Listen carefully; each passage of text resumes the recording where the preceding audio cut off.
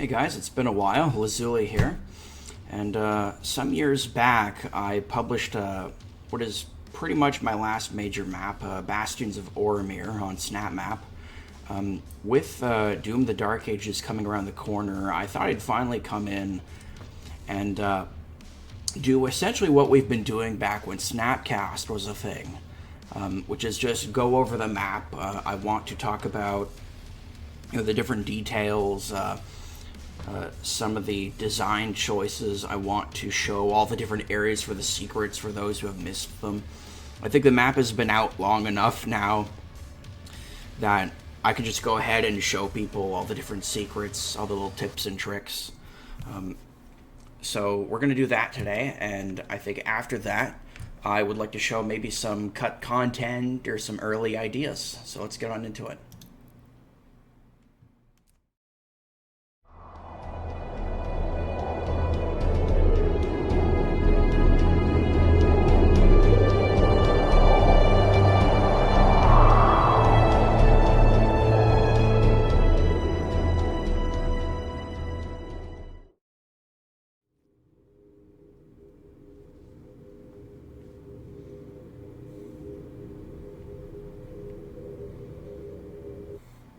So first things first, here we have this statue that is supposed to be representative of maybe the king of Orimere. And he's sort of kind of like the narrator for a story that, he begins the map and he'll close off of the map when we get there. And right now he's just describing the player, this mysterious wanderer who's come upon Orimere with a purpose to defeat what's inside. And then we get the front of the fortress here. the whole idea is that this is like a mountain fortress. So before we get on into it here, this idea came about back when I was doing a collaboration with JMX 5000 and JR Crash. And I was assigned to create some arenas for JMX. And one of the arenas I created was sort of this blue and gray mausoleum.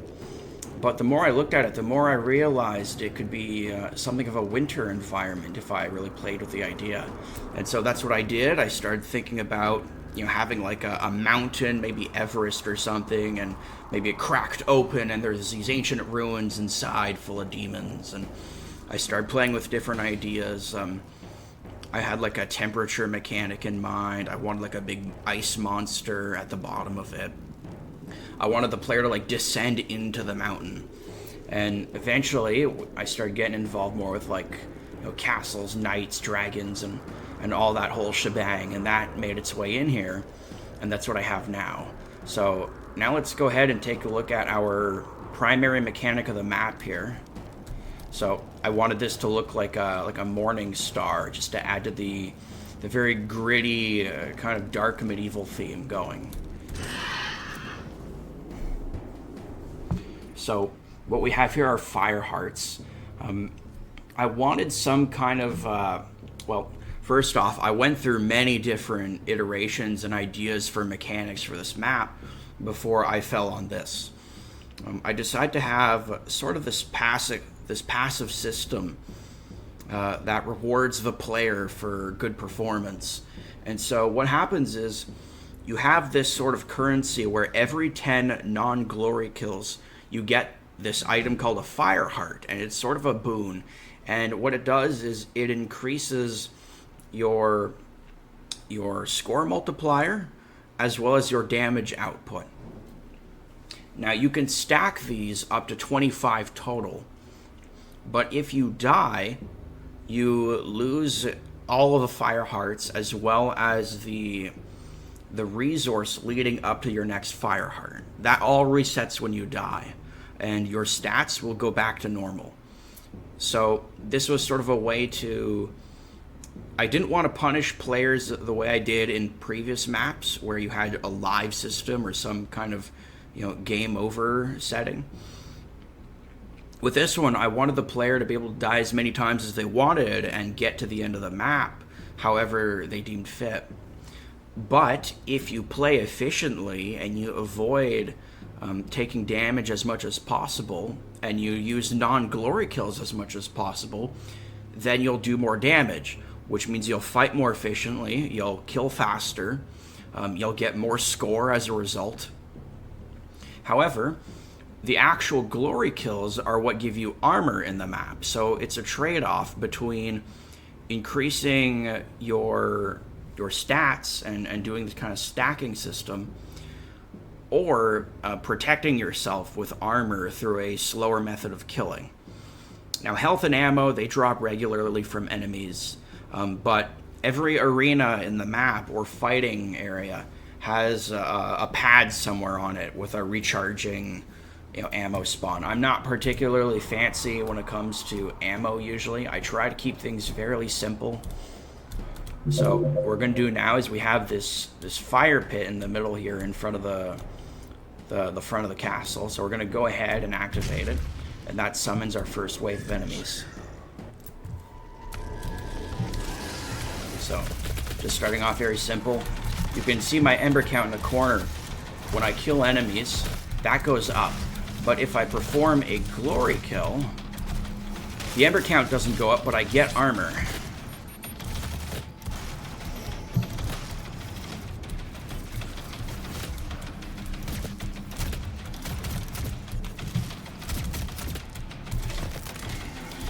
You get about a quarter armor is what you get from a glory kill.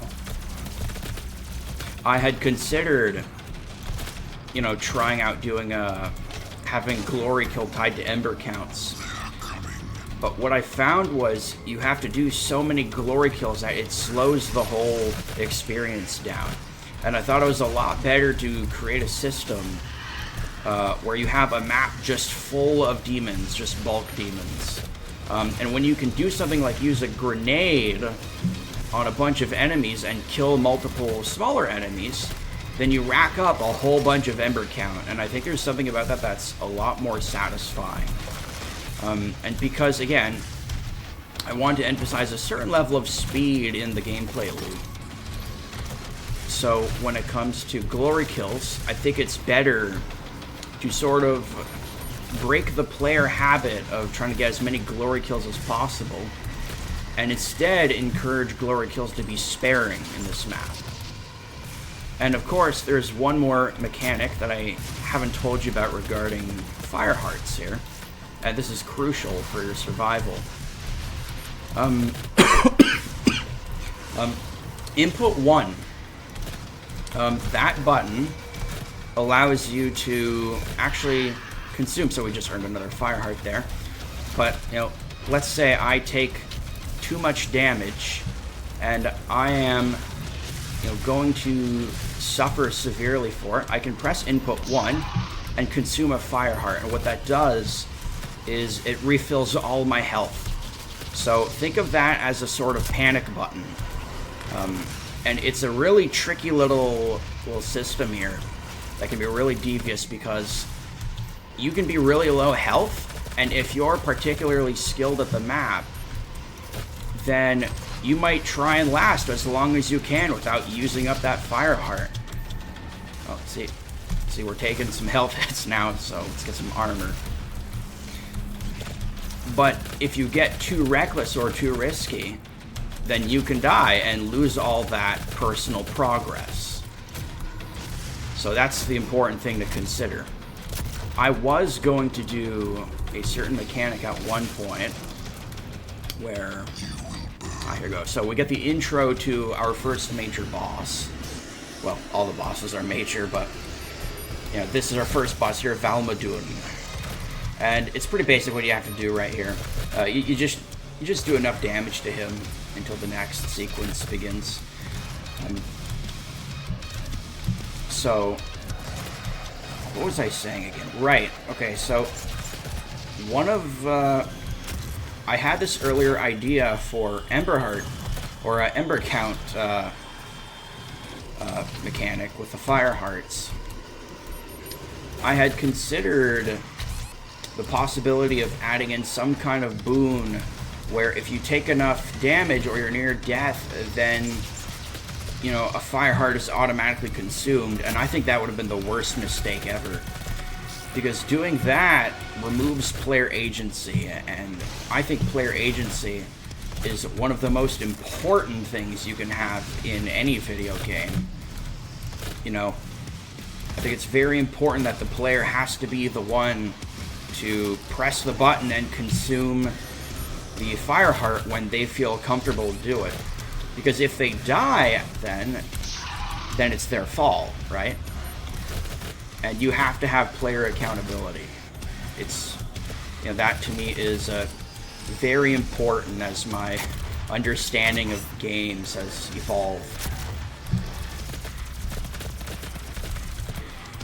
So, as we rip down the health of this guy, you know, he spawns enemies around the map. Again, Bastions of Orimere, because of the way this map is designed, was very important to just have a lot of enemies.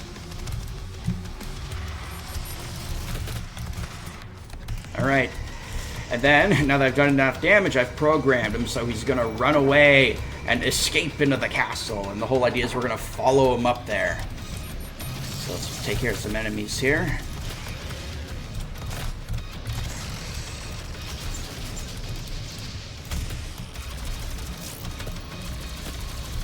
I wanted every weapon in your arsenal to have something significant about it. So the benefit of, say,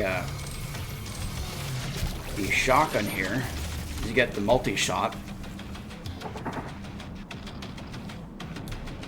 It's only the beginning. Of course, you get the long-range barrage of the micro-missile mod. The pistol I have here as sort of a last resort, or as something to quickly eliminate smaller enemies if you want to maybe stagger them for glory kill.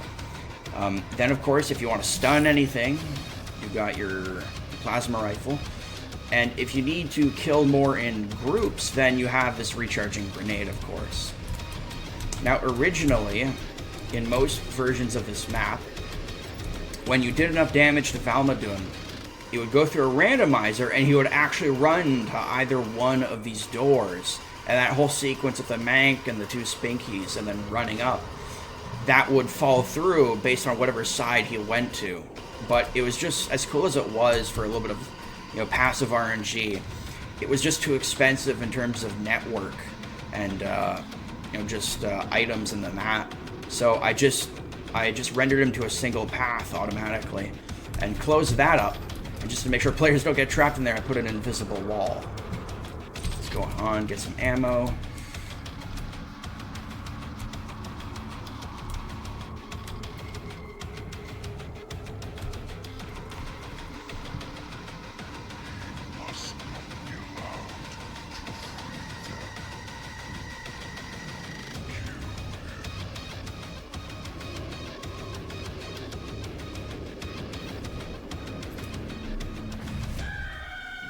I still love the way that title card came out.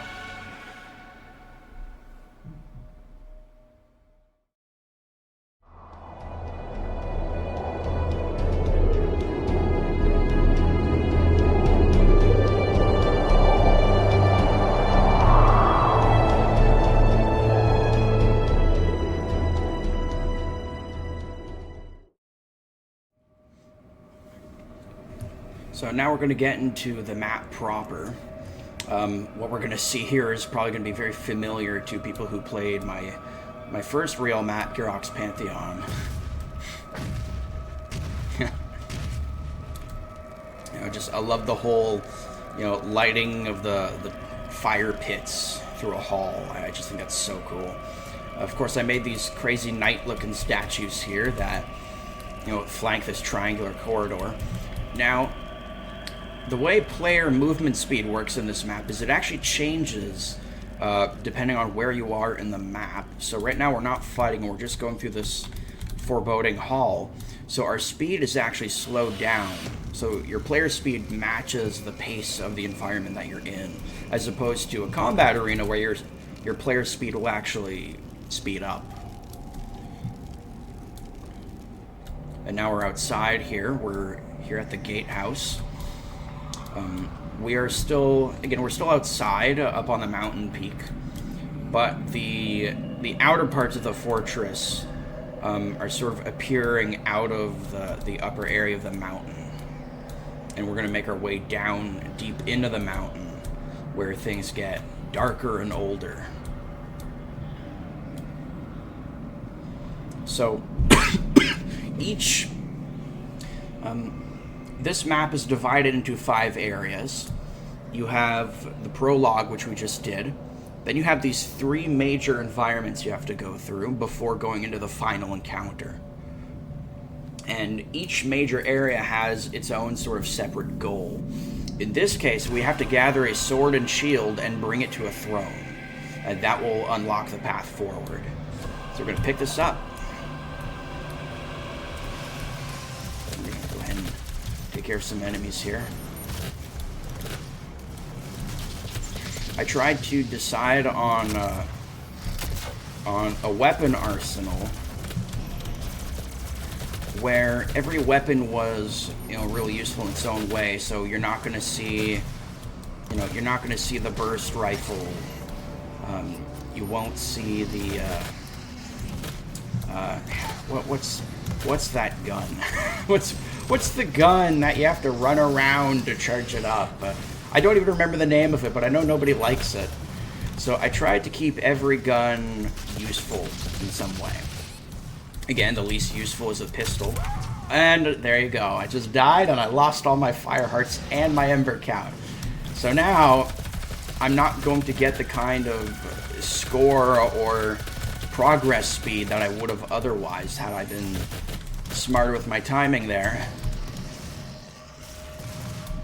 But at least we can rebuild our progress as we go forward. The people who will be most successful, the sooner you can rack up all your fire hearts and keep a consistent performance, then the most successful you will be with the map. So the gatehouse is open now. Now before we go in there, I actually want to show, this is the first part of the map that has secrets in it. There are 2 secrets here. So you've probably noticed the shadow, and there we have a loose fire heart. But of course, how do we get up there? Well, some players have noticed that the scaling of the wall is almost climbable. Some players figured it out, others didn't. But because this is the first major secret in the map, I decided to make it a little easier, and I checker colored them in a way so that they stand out from the rest.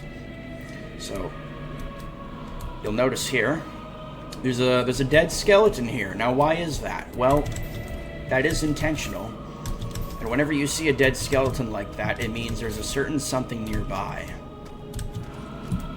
So climb that up. Now there's another little gate here, and now we have some kind of skeleton ghost. These buddies will always be near one of those corpses. Keep that in mind. That was a little idea I got from Metroid Prime 2 Echoes. You had to find these things called temple keys. And in the normal world, there was the corpse of a dead warrior nearby. And what that meant was somewhere in the other dimension, you would find that temple key nearby. So I kind of want to bring that kind of subtle hinting into this. And this here's a little reference to Jer Crash. So there we go. That's now open. We can now jump across. We can commune with the memory spirit. Lady Emily. So, the Snapmap community is not the biggest community out there, but there is still a lot of Snapmappers, and I wanted to find a way to homage as many Snapmappers as I could. And I had to do it in a cheap enough way that I could get enough in there. So anytime you interact with these memory spirits, they're going to have a name picked out of a randomizer of 24 names, and they're all medieval versions of snapmapper names. And that was my way of getting as many references as I could into this map. So there are 6 of these memory spirits. There's 2 within each major area of the map. Every time you find one, your health, armor, and ammo are replenished. And if you find all 6, you'll actually get a boon before the final boss. So keep that in mind. But also, for each one that you discover, you get a, also before the final boss, there's going to be this room we're going to see later on. And that's where all of our kind of lore terminals are going to be, or at least the equivalent of lore terminals. And these blue skeleton ghosts are our key to that. In Garrock's Pantheon, you had to find these little invisible books that you could track by sound called archive texts. And when you picked up an archive text, you could go back to the hub and read the lore there. So this is this map's version of archive texts, but now they're ghosts, and you got to find all 6 ghosts, and then before the final boss, that's where you can read the lore and kind of take a break before the final battle. So, the whole idea is, these memory spirits, they were the warrior souls that existed here and in this castle, but they've been cursed to stay here after death, and you're setting them free as you travel. Maybe you're setting them free. That depends if you find them. And I imagine after this video, you're going to know how to find them. So we have our NPC talking to us now. He himself is a spirit, in fact. And he's just curious as to why we're here. So you see we have this green wall.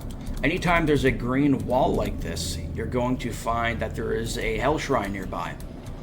Another thing I wanted to do with the map is I wanted to keep switches consistent with their purpose. So as you saw up there, we hit a skull switch, and that was connected to a secret. So skull switches in Bastions of Orimere are for secrets. Hell shrines are for green doors. And though we haven't encountered one yet, gore nests are attributed more to main progress. So now that door's gone. I gotta take care of this hallway full of goons.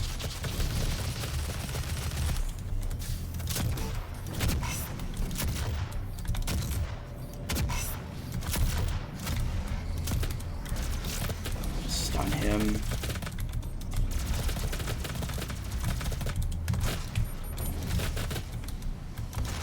There we go. And now we enter the throne room. So we have these 2 dragon statues here, which we're painstaking to make. And we're going to place the sword here. And so the Enduring Spirit, he explains to us how, we get the sword and shield here, and this will activate the magic throne. And this throne is actually a portal that lets you teleport deeper into the mountain. And so here we have another fire heart. So we're back to 2 now. Now, if you came in here, you'll notice that you can see yet another skull switch up there.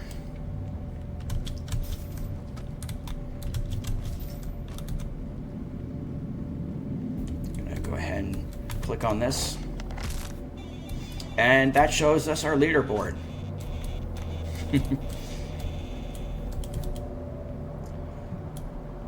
Move on forward, and now we're back outside again. One thing I love doing is I like spawning demons in dynamic ways where they come out of the environment. It just adds to the immersion of the map. And I mostly like doing this with revenants because they're generally the fastest of the demons in terms of just basic walking pace. So they're usually a lot easier to do this with than the average. So we got another skeleton here, which means there is a memory spirit nearby. First, let's take care of these guys.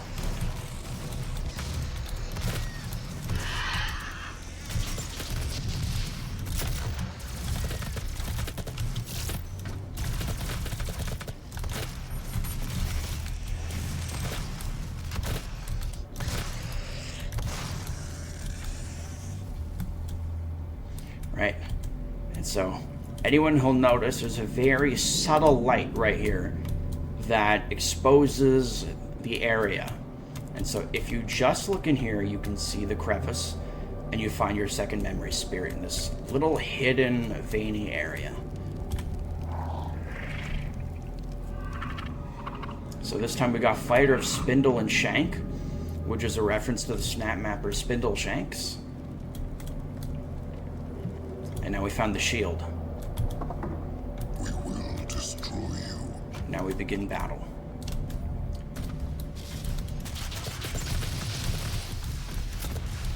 Got our first Barons of Hell.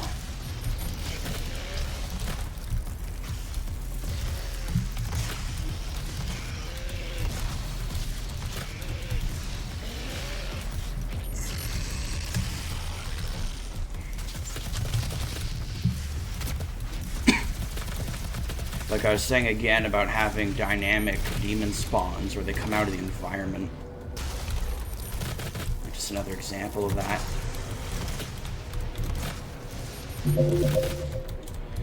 So, up to this point, the combat has been pretty mild. Now you're going to see the player truly put to the test here with how well you can keep yourself alive in the onslaught.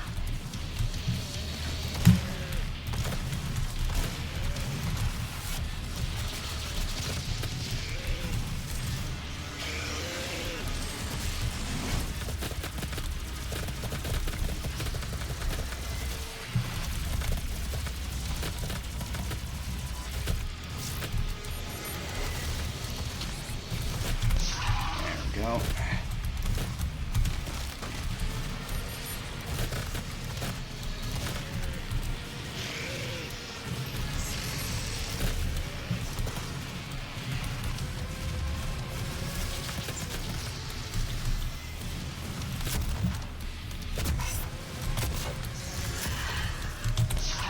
At 3 health right there. See what I mean about being put to the test? Of course, there are people who have played this map that did way better than I ever could. I'm looking at you, Finchatolla.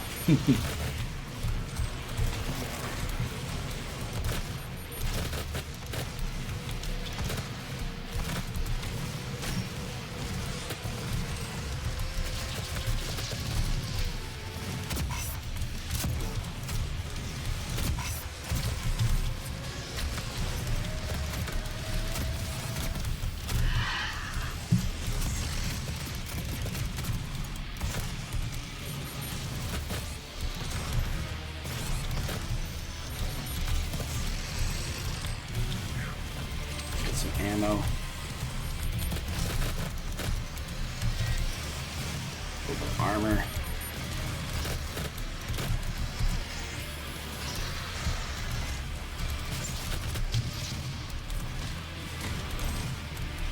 But again, if you glory kill too much, you'll miss out on getting some ember count.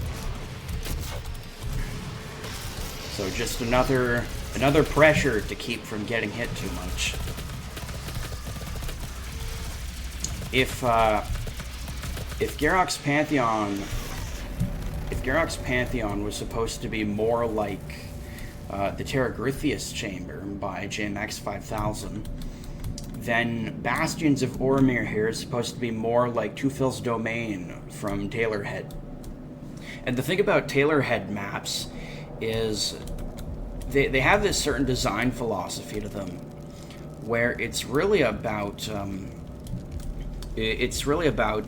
being able to freely play the map at your own pace, but engaging in the mechanics if you want to. And I wanted that same philosophy here. So you don't actually have to play with the Ember Count and Fireheart system. You can just run and gun like you do any other map. So we have our first new weapon here. We're going to pick this up.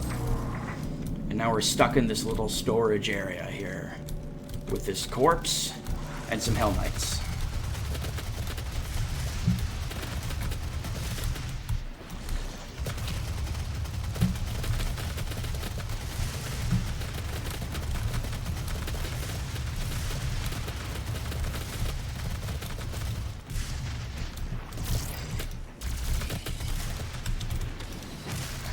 full armor, or we were full armor just a second ago, maybe a millisecond.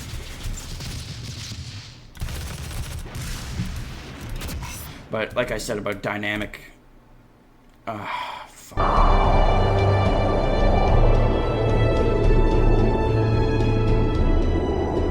okay, so our map crashed because Snapmap is a very buggy platform for the level editor.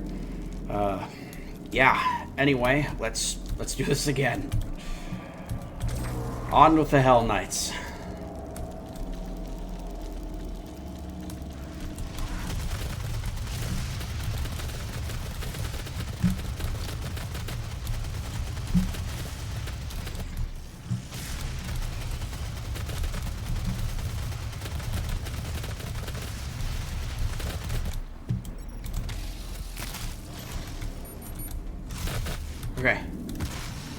Okay, alright. So now we get to see our NPC friend in person here, and he's just explaining how Valmadun is the one that killed him when this place was attacked. And now, you know, we have to kill Valmadun in order to be able to actually use that throne, along with the sword and shield.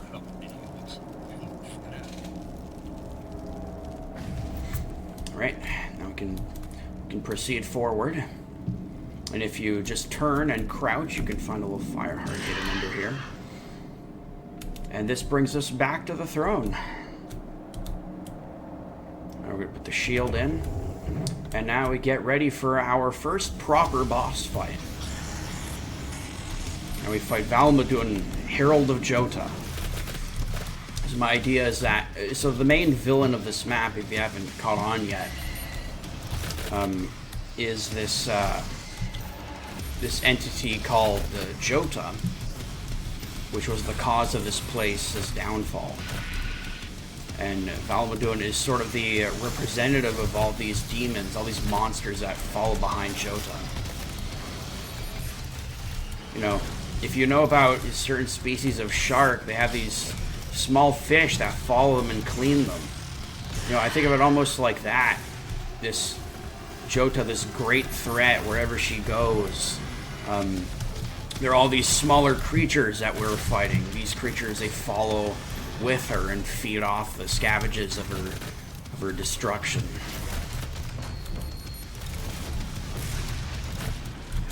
And Valmadun is sort of the head of all these creatures, the sort of representative of Jota willingly.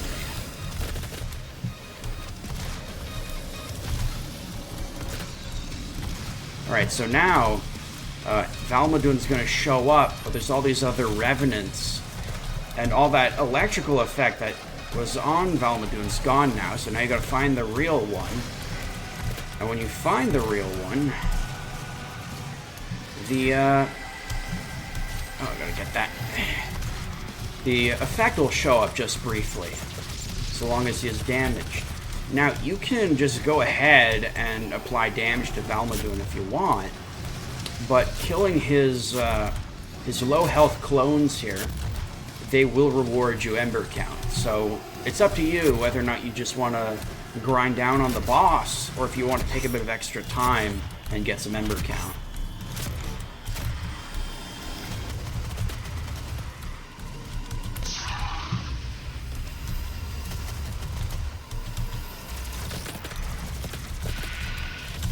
So now the electricity on the ground spreads, and we're going to go through the next set of enemies here. But of course, now we have less space to move around. We've got to be more cautious. So it's a lot of little escalating changes in this boss encounter to make things more difficult. Each boss fight in this map plays very differently from one another.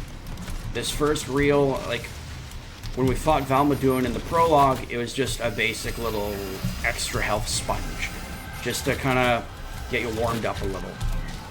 And now, with our first proper boss fight here, it's all about, like, it's a combination of floor hazards, enemies, and, you know, finding the real enemy amongst the doppelgangers. And it's all done on, like, an escalating quantity.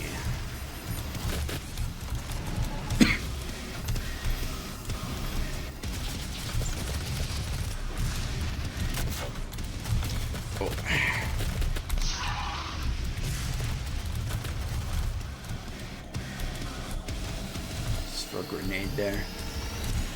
And so now Valmadun comes back with more clones, but now there's many more clones than there were before.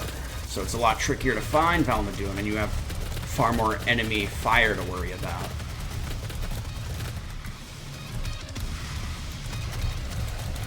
But of course, more enemies means more ember count, if you want to go that route.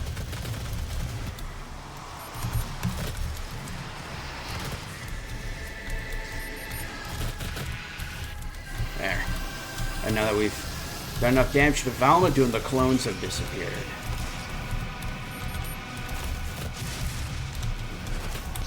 Oh man, we are getting hit.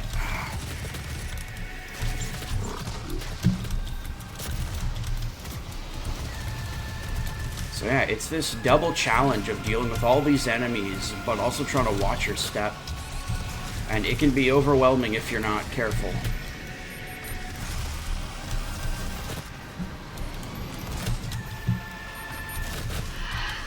So each phase of this boss encounter, the enemy wave doesn't actually change. It's just that the electricity spreads and it creates that same wave, more constricting the fight.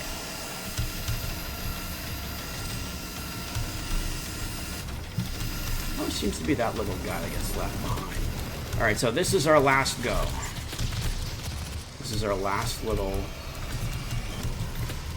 leg of the boss fight. So, as long as we're careful and mow him down, we get a whole bunch of ember count.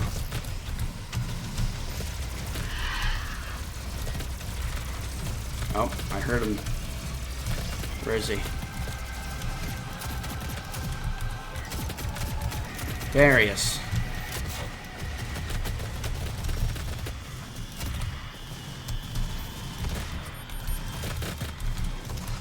Here we go.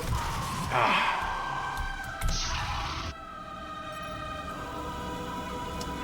And now the throne is ready.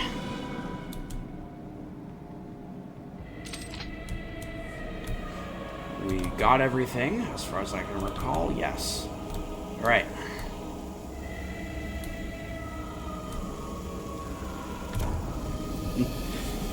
And now we get teleported into the lower level.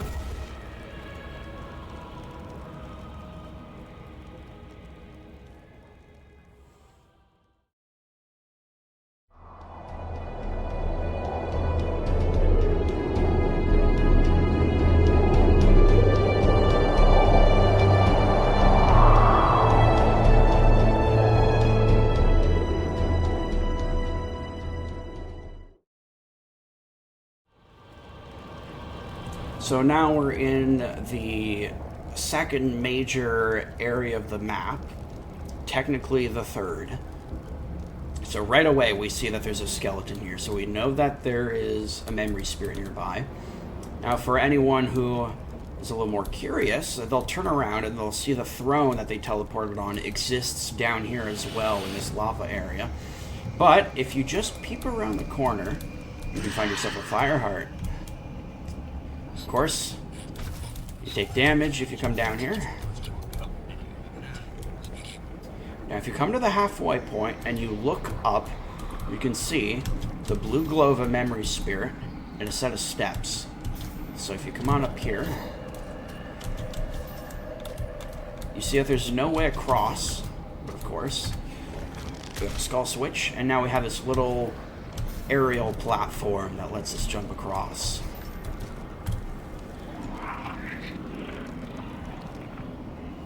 We get General Dario, which is a spin on the Snapmapper Dario Batelli. So that's what we have for this area here.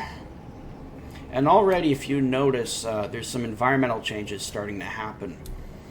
You can see that there's this sort of kind of icy blue color, as well as even the rock color is starting to change a bit. And that plays into the art style of the map too. So we're going to go ahead through.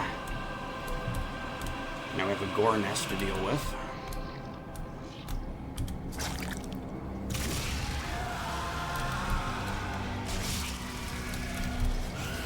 Now we got a summoner. So summoners are a unique one in this map. If you noticed, it said that our ember count was disabled. So the summoners in the base game, of course, they summon minions and they teleport away from you. In the case of this map, since they don't summon any enemies in Snapmap after they've been modded in, I wanted to do something special with them. So their priority is still just as important if you're playing with the Fireheart system, because so long as there is an active summoner, they will actually disable your ember count. So you can't kill anything and get ember count so long as that summoner is active. So you got to kill that summoner as a top priority if you want to continue this. If you want to, continue getting ember count, that is. So here we have a look at our next weapon we're going to get. But we also have another skeleton here. If you look up, you can see the glow of an ember spirit.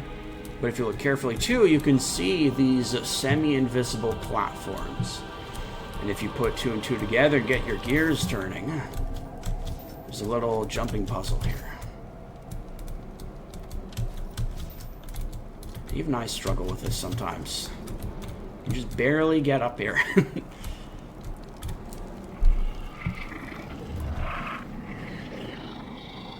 Paladin Rockhard. Reference to a popular snapmapper, Rockhard Gamer 45. So that's 4 out of 6 we have now. Now we're going to go into a room that a lot of people like. People refer to it as the cube room. And the whole idea is we got to take the power from this cube and we have to transfer it in there in order to not only gain the weapon, but open the pathway deeper into this this vault within the mountain, this ancient weapon vault.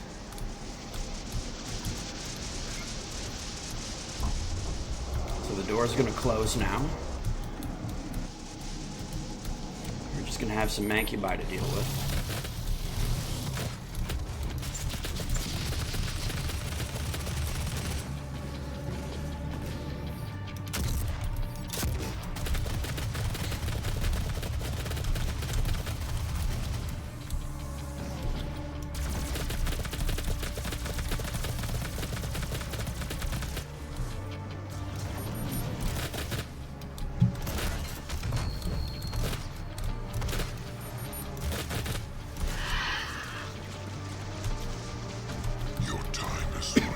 Here's a little fun thing I did here. The lights go out, and now we get a bunch of bioluminescent demons to deal with. Now, because the pinkies can be absolutely brutal in this encounter, if I recall correctly, I believe I actually toned down their damage output, just to make them a little more merciful. But every demon you fight in this dark encounter has some kind of glow effect on their model so that you can tell them out. And one thing that can help you too is pay attention to the rune glow on the walls and the pillars. Will help you navigate this environment much more easily. You also want to watch out, there's a lot of engineers in this encounter.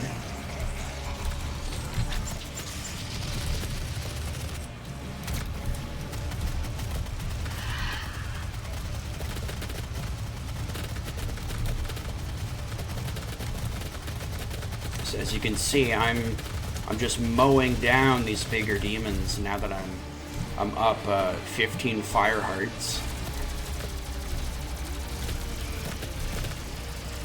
I'm a little more than halfway through the total fire heart capacity of this map. And there we go. So, Spirit congratulates us on our progress. And he'll open the door again for us. So now we can come in here and claim our prize. Get ready, because I have a little surprise for the player just behind the door.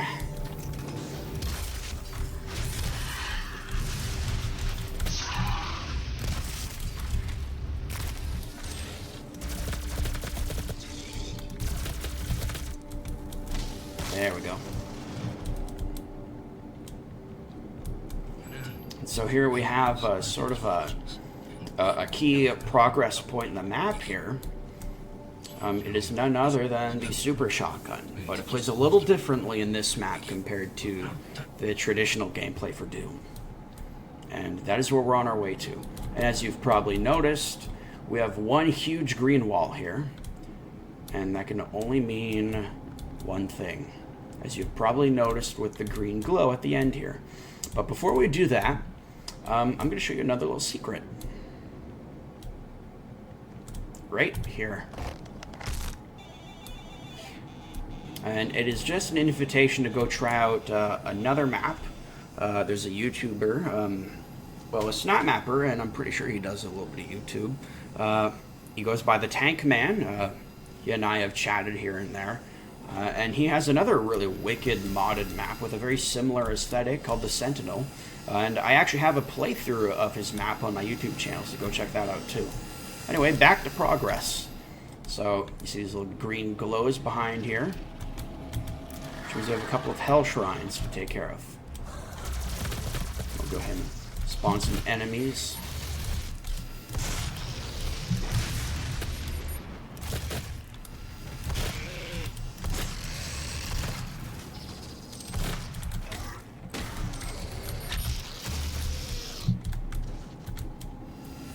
And then the other Hell Shrine, they'll bring out the same enemies. So if you want, you can activate both Hell Shrines and then just take care of all the enemies at once. If you choose, of course.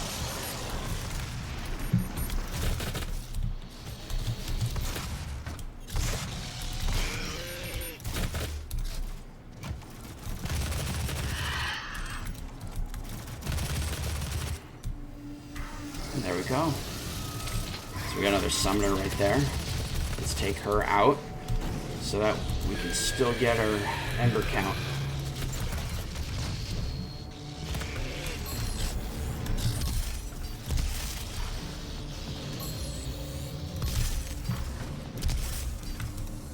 So again, with 16 fire hearts, we're just doing a ton of damage now. But if we die, then that damage percentage will go back to 100. I believe the damage and the score multiplier, they go by something like 5% for every fire heart. And so now we have the next boss fight here. I wanted a fire and ice theme boss. There's a bit of a duality element to it. So we can't hurt either of the bosses right now. So what we have to do is take care of the imps, which are hiding in the shadows for the most part. They like to hide in the dark corners and attack us from there, so we gotta go out and seek them.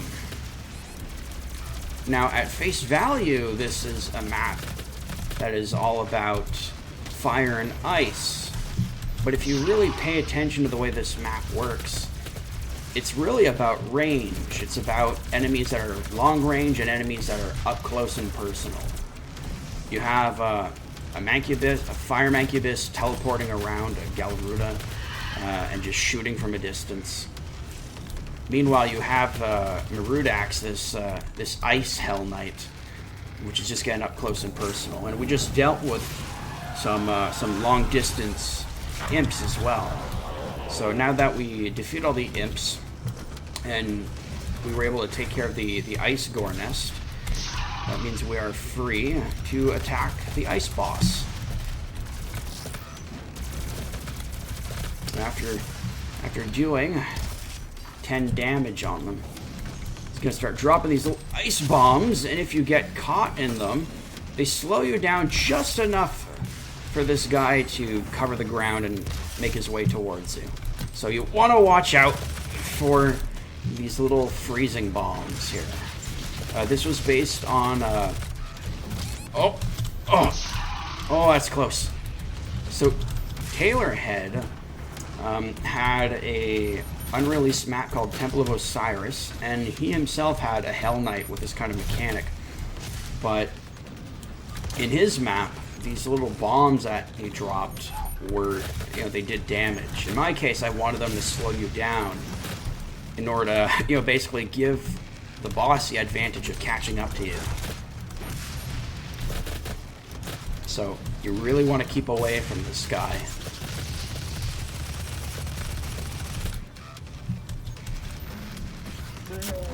Right, now that's taken care of. We're now going to deal with the up-close and personal imps. So again, it's kind of like a flip side. We were being chased around by a melee boss while dealing with ranged enemies. Now we're dealing with a bunch of ranged enemies while dealing with now we're dealing with a bunch of melee enemies while we're dealing with a ranged boss. So you see how I like to turn things around like that. The idea was that I wanted, I wanted a dual boss where one was ranged, one was running around trying to catch you. And then once the melee boss was taken care of, the ranged boss would actually change. So now, Galruda, now that we've taken out the Gornets, Galruda will no longer teleport. But as we start to do damage to Galruda, we'll start spawning in more Hell Knights. But now they're Fire Hell Knights rather than Ice ones. So if we kill these Hell Knights, they explode on death, so you want to keep them away. Now we can go ahead and, much like the previous boss, we can do as much damage as we want, but if we just focus on the boss alone, then we're going to spawn in a whole lot more Hell Knights. So you can choose to just rush through the boss and risk having a whole bunch of Hell Knights causing you trouble. Or you can take your time and, jump between focusing on the boss and focusing on the Hell Knights that spawn in. It all depends on how you want to handle the battlefield.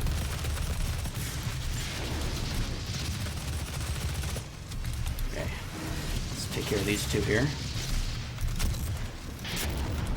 So even, with all these fire hearts, even the pistol can do a lot of damage now. Oh, yeah. So you just spawn another one in.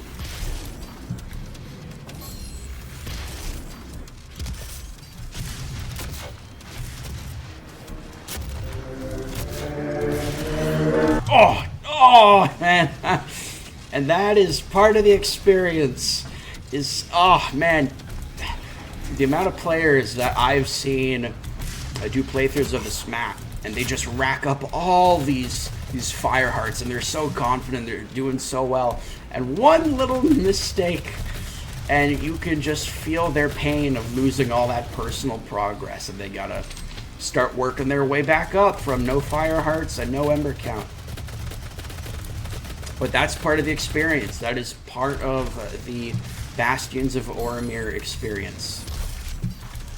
So yeah, see, I'm not doing damage like I used to now. I'm also not going to earn score as much as I used to because our multiplier's down. Now your multiplier is not visible up on the UI because I just didn't have enough to put on the UI. And that blank space at the bottom is going to come soon after this boss fight. So instead, you kind of just have to trust the map that your multiplier is higher, because it is.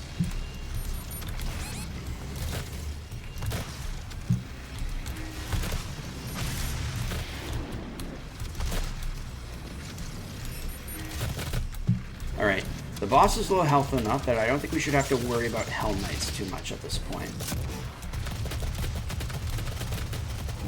There we go. Boss defeated. And look what comes back.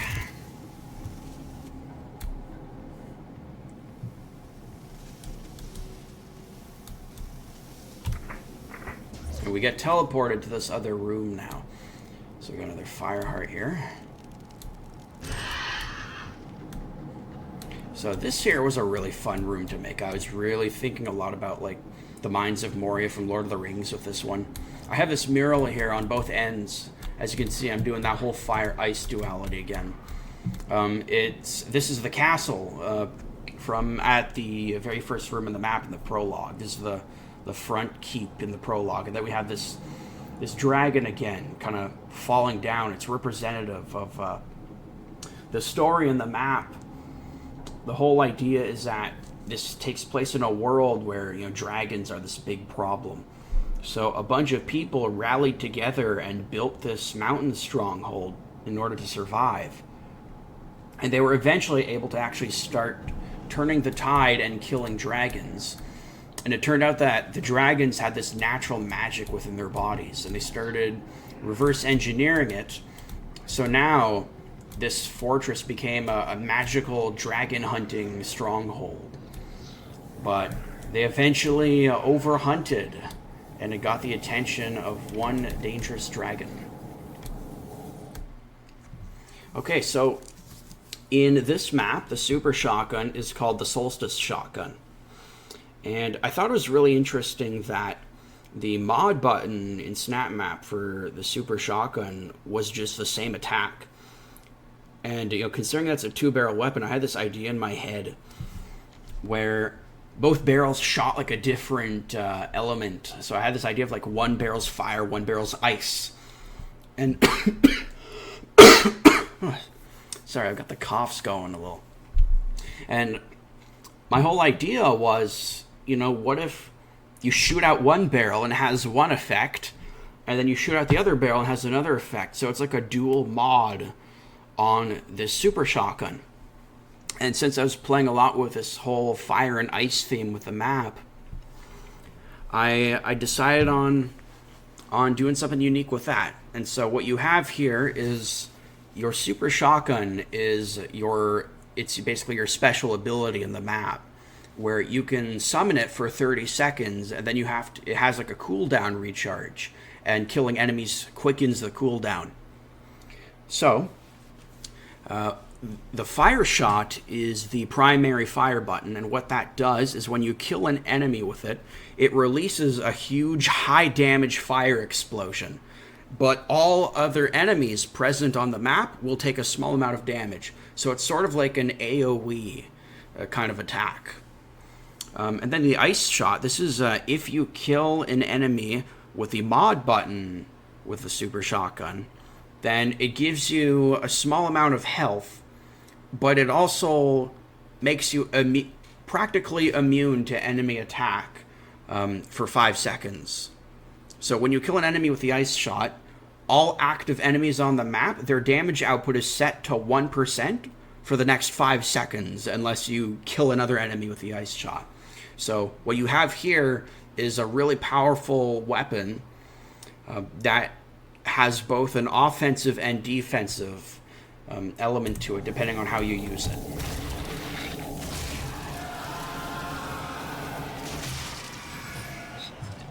So we just get some beautiful words from the Enduring Spirit here. This is about how we must be blessed in order to help the fallen souls of Orimere. Then we have the super shotgun, or rather the Solstice shotgun. And so, kind of inspired by the Crucible in Doom Eternal, at the end of that map, you can go to town and just kill a whole bunch of enemies freely in order to have fun with the new weapon. And I want to do that here. So at least for this moment, the Solstice shotgun is infinite. Oh boy. Huh.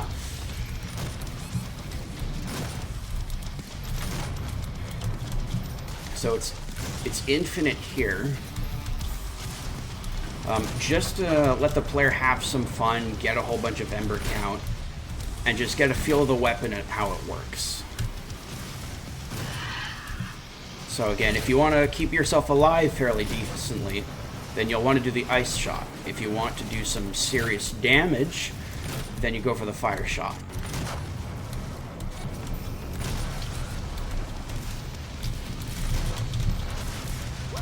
Oh, shit. Yeah, there we go.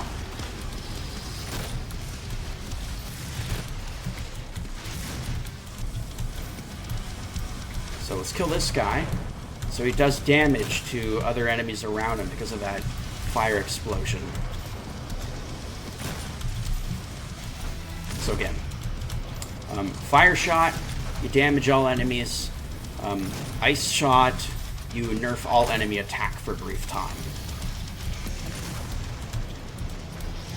Fire shot will create an AoE explosion on your kill, and ice shot will heal you partially.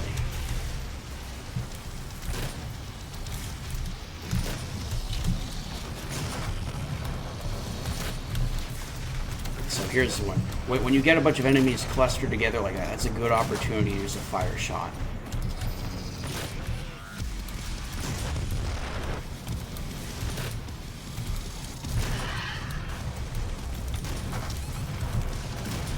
Yeah.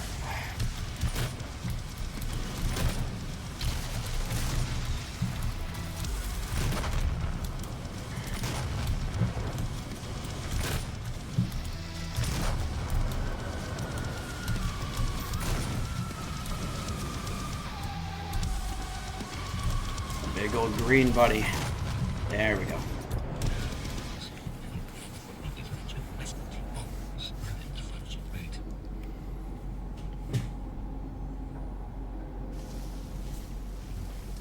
And there we have it.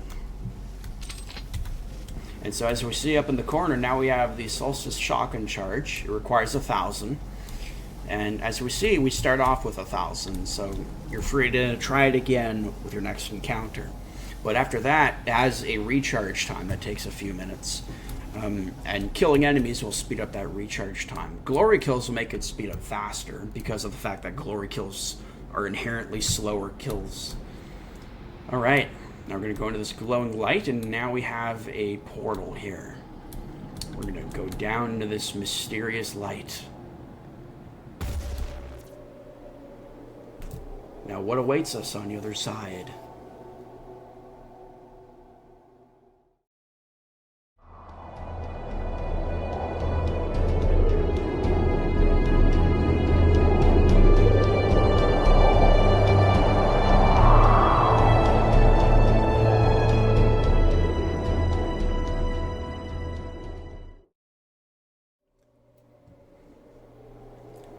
So we're going to go ahead through here.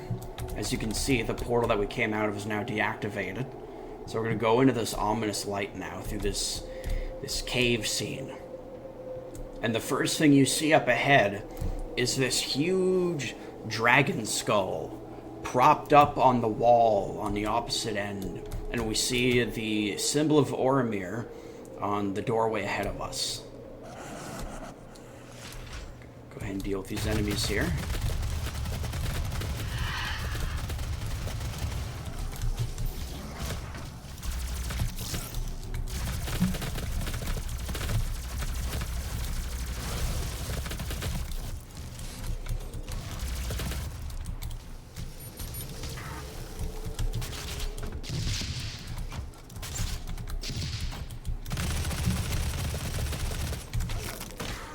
Him.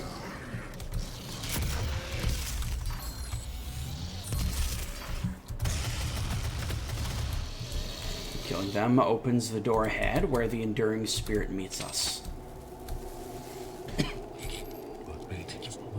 So he talks about how, you know, this area is cursed and we have to kill these 3 barons and then hang their corpses up as part of a ritual in order to open the path forward. So with that, a few more doors open. And this room here is a mostly symmetrical room where you have to, again, you have to kill 3 barons. That's the main goal of this area. Now, adding on to the story, the warriors of the stronghold, this mountain stronghold that they dug down into, they've killed a whole bunch of dragons and have collected trophies, and most of the dragon bones that weren't used went down deep into the lower depths of this these caverns beneath the mountain, and that's what all these are all these dragon bones that have come down. And part of this sort of dragon's tomb is this big dragon skull right here. Now, funny enough, I think it's time to say it, and anyone who's played the map knows it. The final boss is a dragon, of course. But the dragon's head, I copied the dragon's head and I reduced some of the detailing on it. And that's what I used for the skull here, up on the wall. Now there's a couple secrets around here. You probably notice that there's these little crevices in the wall here, these narrow little hallways. So if we come over here, we get another green door. This will actually be our last green door on the map, and we see a memory spirit on the other side. So we're going to go to the other side here. We'll find a fire heart and the hell shrine.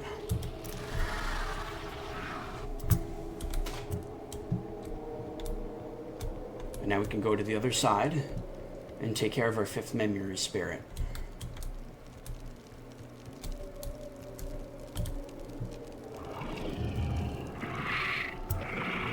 Sir Patrick. It's nice to have Sir Patrick with us. Alright, so there's going to be one more of these memory spirits. Now, we can go in either one. It's actually up to you. And you got to go and activate the gore nest.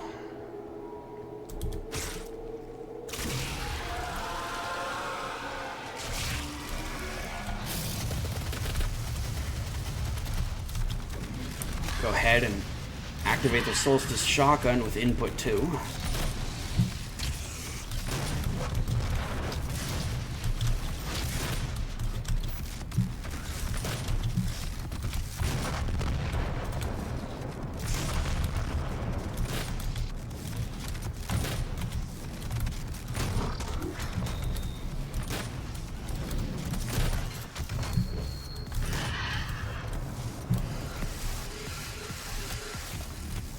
There's a summoner nearby. And we can't get any ember count from all those imps that are chasing after us unless we kill the summoner first. And now we can just get a whole bunch of ember count. So you really want to avoid killing these imps as much as you can until you can take care of the summoner. And then we get the Baron.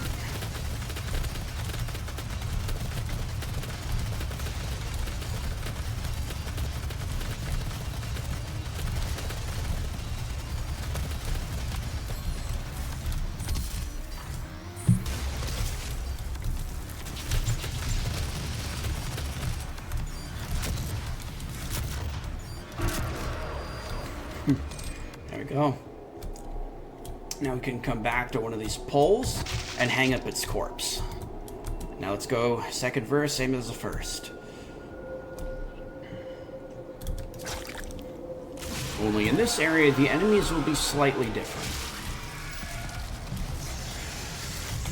We got Spectres and Spectres and normal Manx instead of the Cyber Manx and the Pinkies on the other side.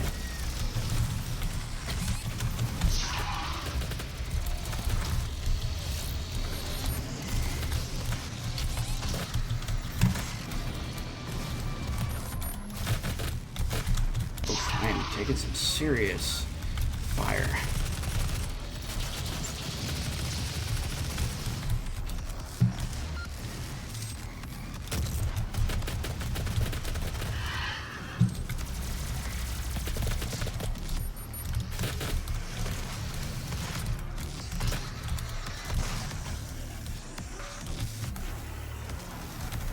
Let's get some ammo here.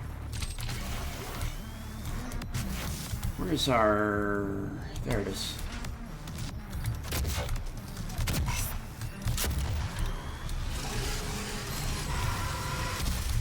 There we go. That was quick like that. Easy peasy. Otherwise, if you're not fast enough, these guys will give you trouble.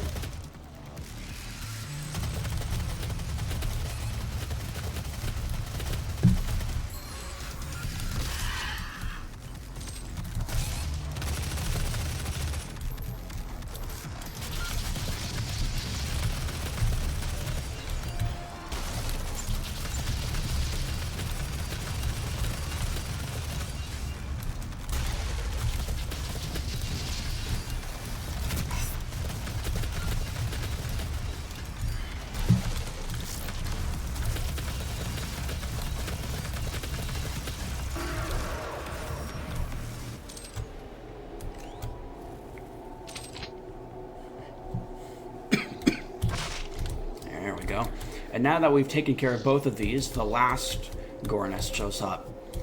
And much consistent with kind of the rest of the motif of this map, the doors open you up yet even more. So now you have the entire play space here, essentially, to go ahead and take care of some of the enemies.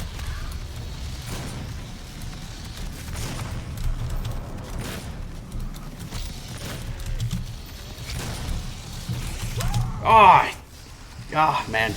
Okay, well, at least you still have your Solstice shotgun when you respawn, because your timer is not yet done.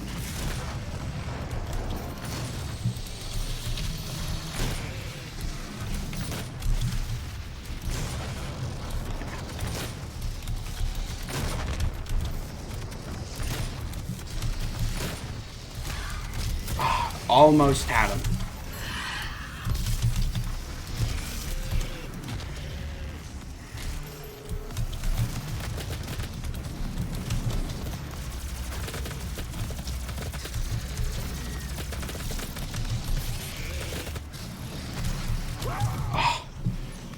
Yeah.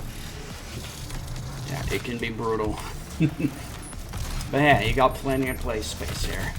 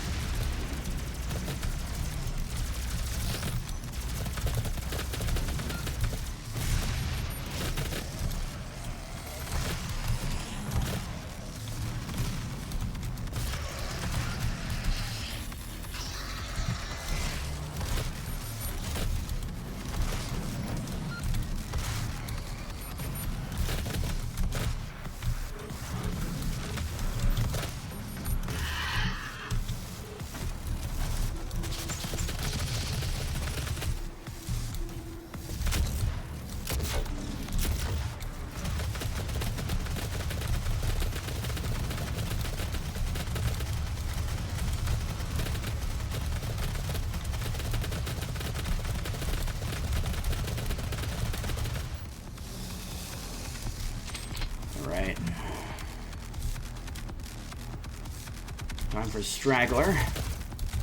And now the Baron.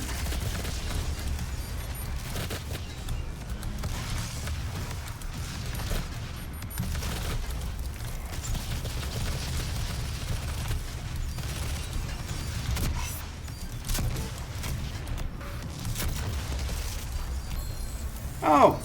Now I remember the name of that almost useless weapon. Static rifle, that's what it was. Glad that finally came back to me. And there we have it. Ritual complete.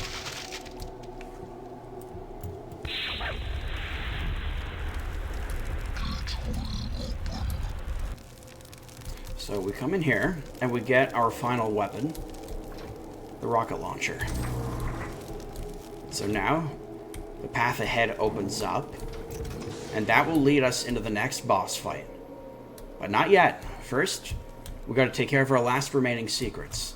First off, if you look in the sides here, you can see these dark crevices you can go into. On this end, we get our last loose fire heart. On the other side, we got a skull switch. And that gives us a little launch pad.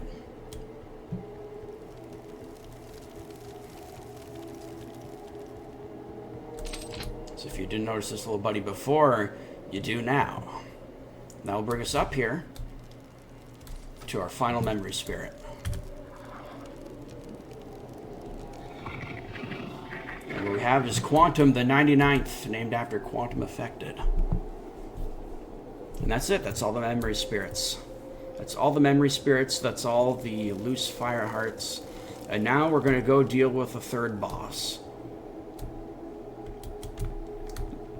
If you pay attention, we actually have another portal structure here, but there's this ominous rock blocking the way.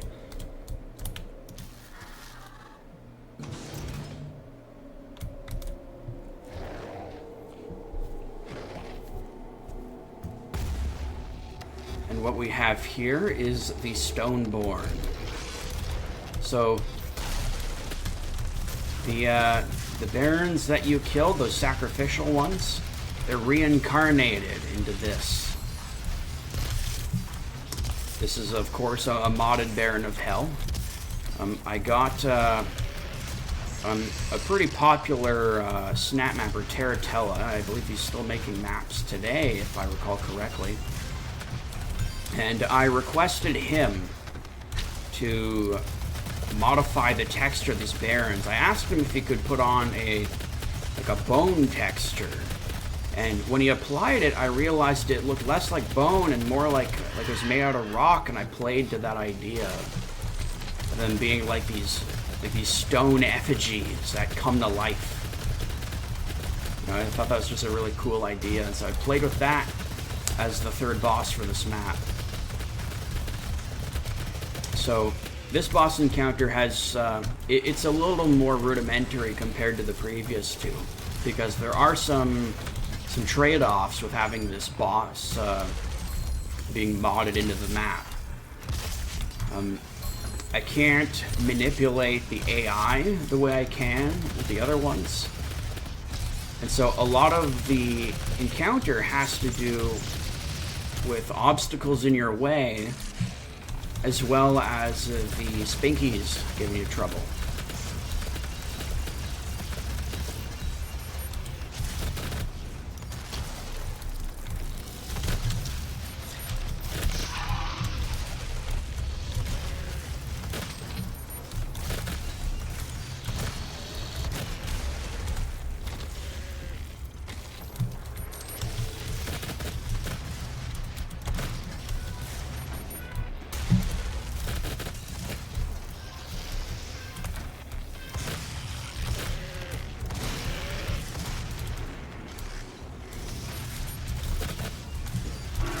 Go.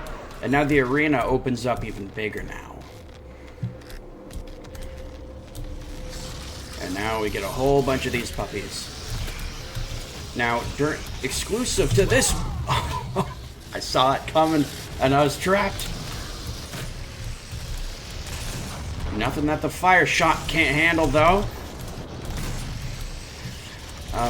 The Spectres, exclusive to this boss encounter, their kills will give you armor, regardless of how you kill them.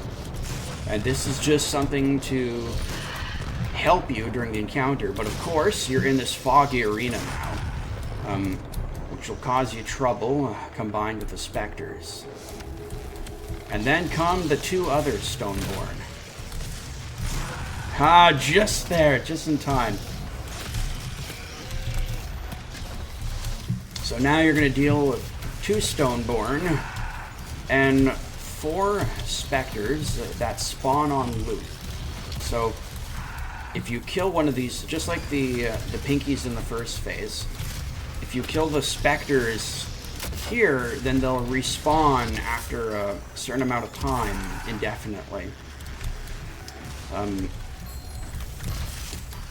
Which is something I brought over from Garrock's Pantheon. It's not really something I wanted to do with this map. I would rather have them spawn in as you do damage to the boss. But again, because of the limitations that the modded boss gives me, this is what I had to work with. You could, in theory, cheese this and just stay here forever and, you know, kill Spectres to get max fire hearts, but I don't think anyone's ever actually going to be willing to put that kind of time sink into this, nor would it make sense to.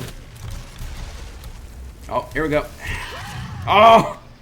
Oh, that's the worst luck. That is the worst luck, man.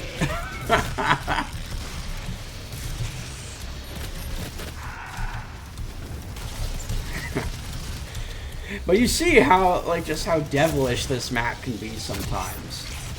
With, the way progress and death are related to each other. Yeah, it can be punishing.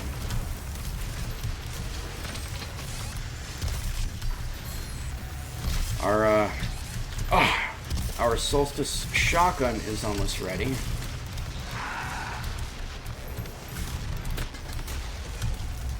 We're only moments away.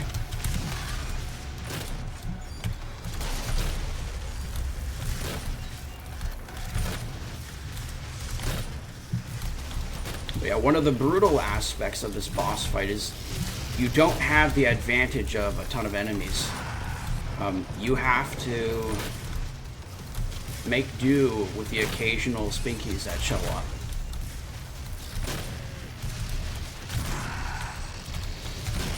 But they work really well with the ice shot in this encounter. You know, if you want to protect yourself and keep yourself alive, you know, using the Solstice ice shot on the Spectres is really good because that'll give you both armor and health from the Plentiful.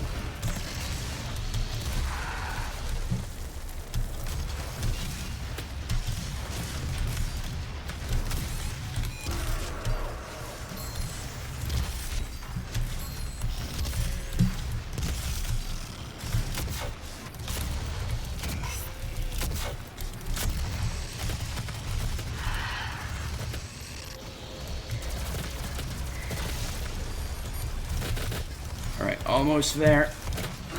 There we go. Awesome. And now the next portal opens up. Before we leave, though, we have one more secret. So if you want, you can go back and take care of whatever you have to take care of there. It's our last skull switch. And this is just my thanks to Finchatolla, who is the one who modded in the Stoneborn. And while we're at it, I also want to thank everyone else who contributed to modding in the Snapmap community. If I didn't say it before, that goes with the Summoner, that goes with the maps full of prop assets. You know, that's how I got things like the stalactites and, you know, the bones. So, beyond this portal will be our final destination.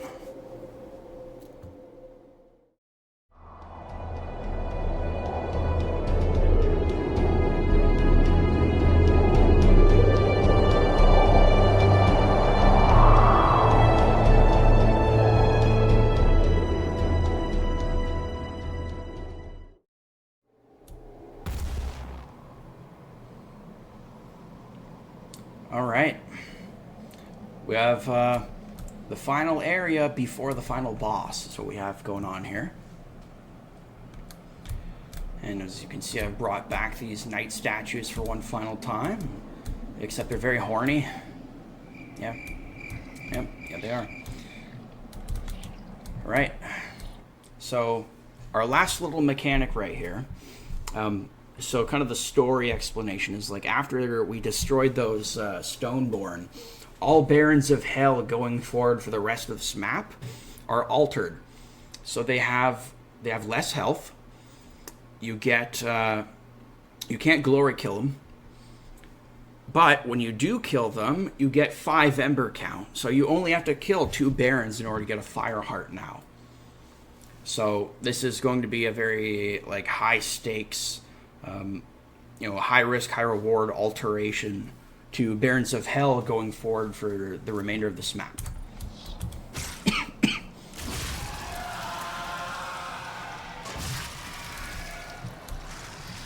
So I throw a little Baron at you here just to give you a little test.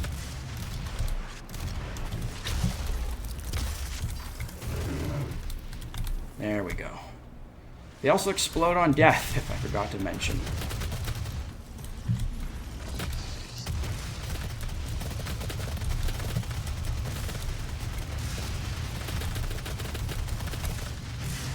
There's Hell Knights here.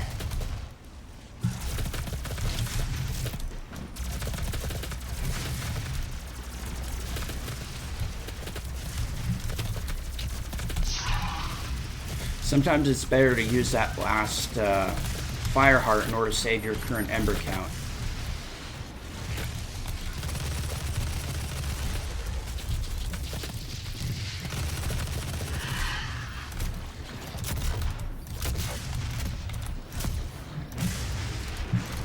You also, as you probably noticed, you want to make sure you don't get caught in these little crevices in the environment, because that can be a death dealer. The day of the Imperatrix cometh. Alright. that was the wrong button. I meant to use this.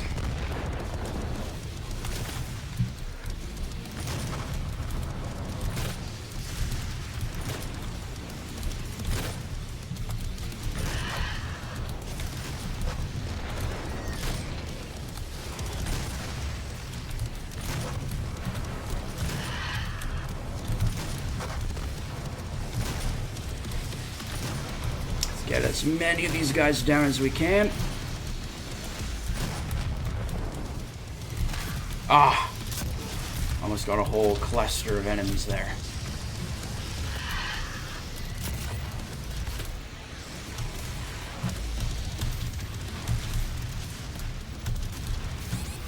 But look at that, we got some decent fire hearts out of that.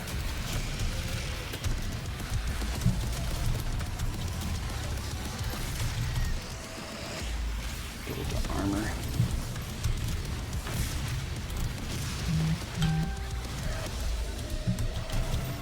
There's my phone going off back there.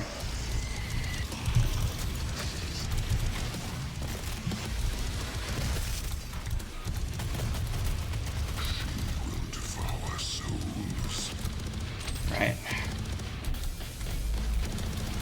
So we want to kill this summoner quick because we got a bunch of barons now. And now that we've killed her, you can bet we'd get a bunch of ember count from this.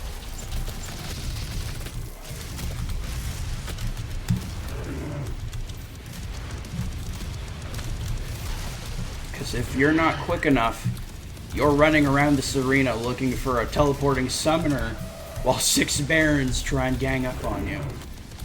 There we go. And so now the Enduring Spirit just congratulates us on all the progress we've made and tells us to prepare for the final battle.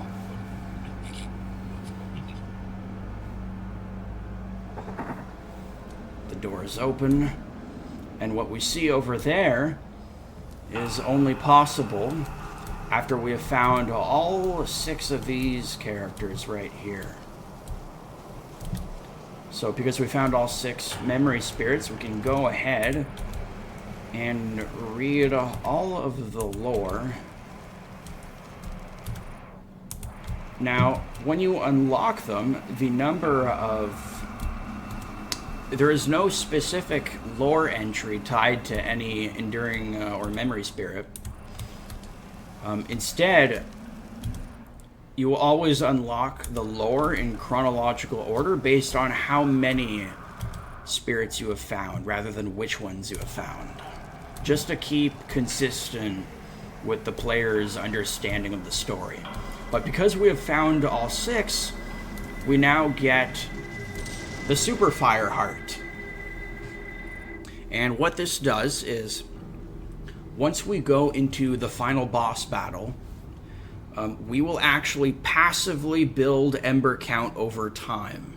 So this is the reward for finding all the memory spirits, is this little edge to give us a bit of a boon. And so now we don't have to worry about, having no fire hearts during the encounter.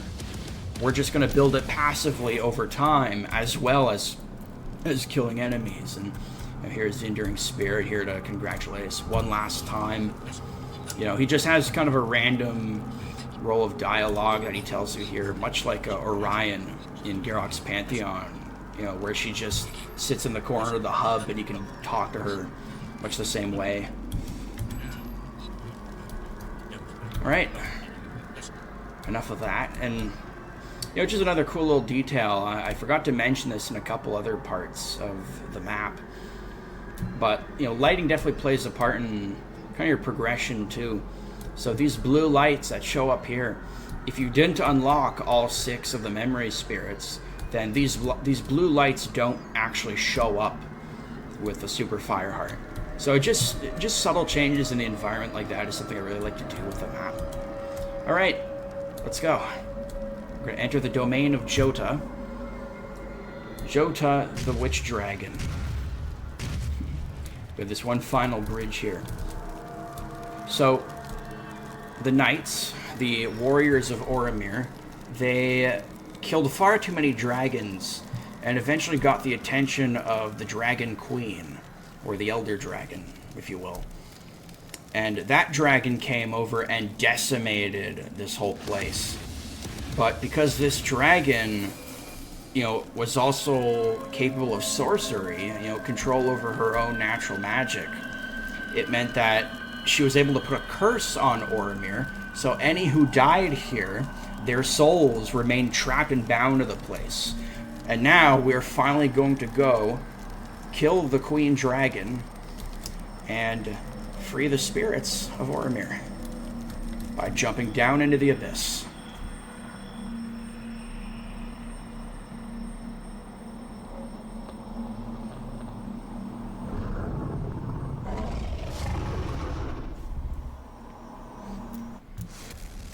Behold Jota.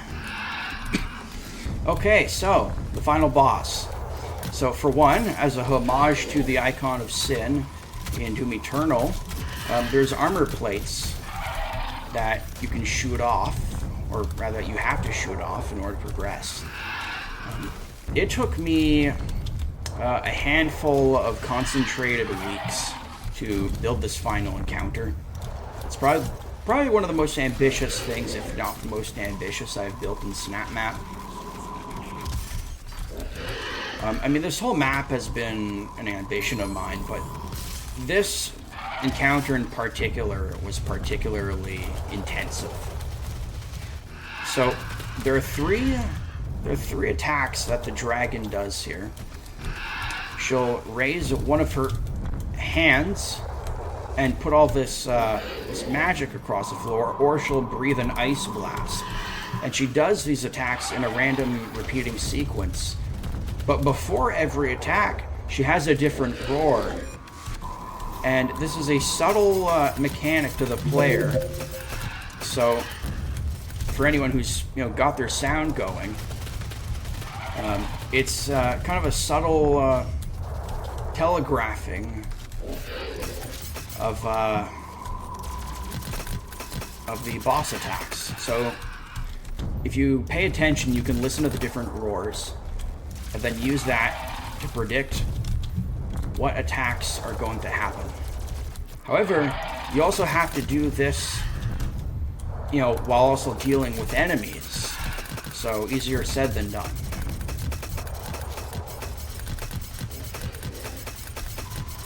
So we're gonna tear down this armor piece here.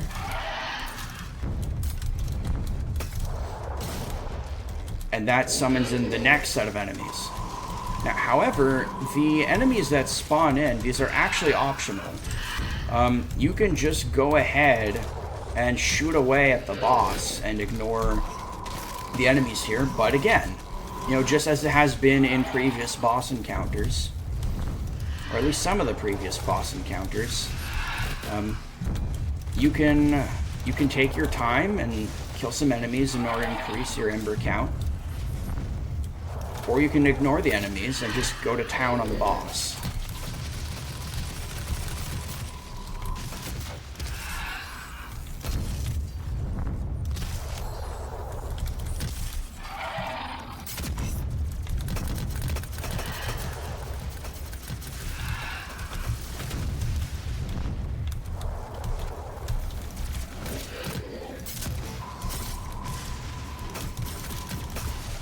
Whenever you want to get this little ammo pickup, you want to be careful, because if she's breathing her ice blast, then you can't access that ammo at that time.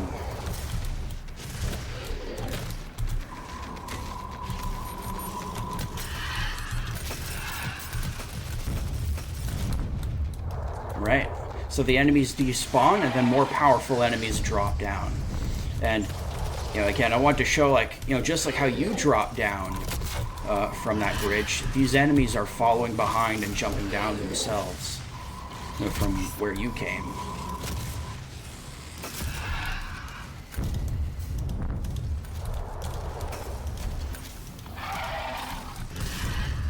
Okay, the ice helmet is destroyed now.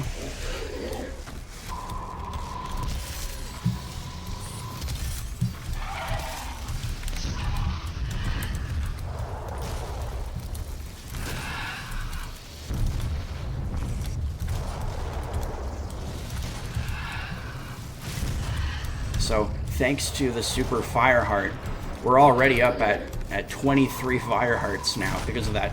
It's passive mechanic. You know, as opposed to if you didn't get the super fire heart, this would be a far more intensive experience. But this is your reward. This is your reward for your decent searching. But now that you're watching this commentary, you can go ahead and find all of them yourself now. That is, if of course you're willing to do the map, because this it's a long map. The average play length is about 2 hours. That's how long this map takes on average. Right, now the final set of enemies come down. And again, with a full set of fire hearts, I'm just eviscerating the enemies here.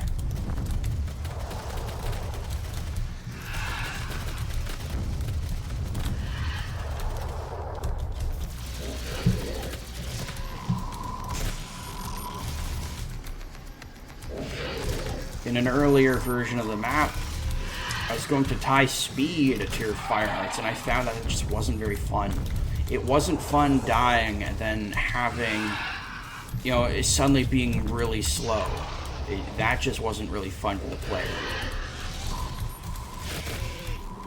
So I kept it to damage. Damage meant that you could go faster than the normal playthrough's speed. So getting nerfed upon death is not necessarily getting nerfed, rather it's being set to default.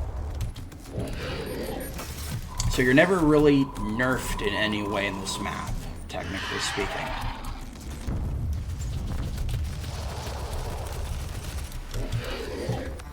Alright.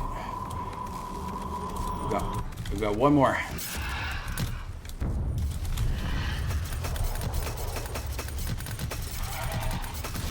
There. Now we're going to the next phase.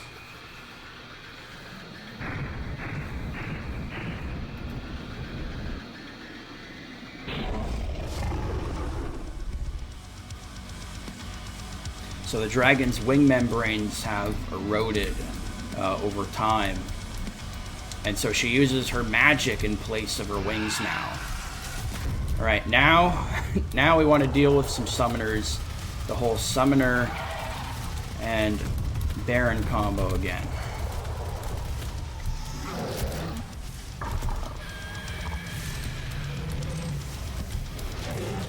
So where the first phase was ice-oriented, the second phase is fire-oriented.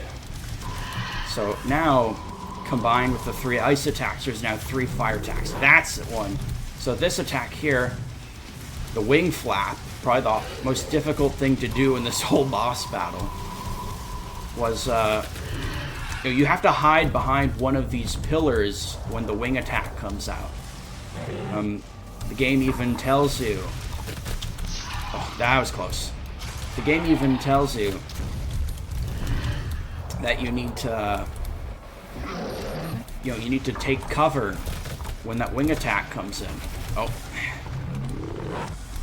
And this affects the demons too, as you can see. There we go. Now here's where things were interesting in terms of the players. I've seen a lot of playthroughs of this map, and what happens is now that we've defeated all the barons, these red bubbles show up. And it's actually quite simple. You just have to get into one of these bubbles, and then you can hurt the dragon. If you leave the bubble, the dragon's immune. But a lot of people actually didn't catch that. And I've painfully had to watch a lot of players try and figure this out for a long time. So, I think in hindsight, I probably would do this a little differently. But now what I've done is I've just put up some text that tells the player that they have to be in the bubble to hurt the dragon. Just plain and simple.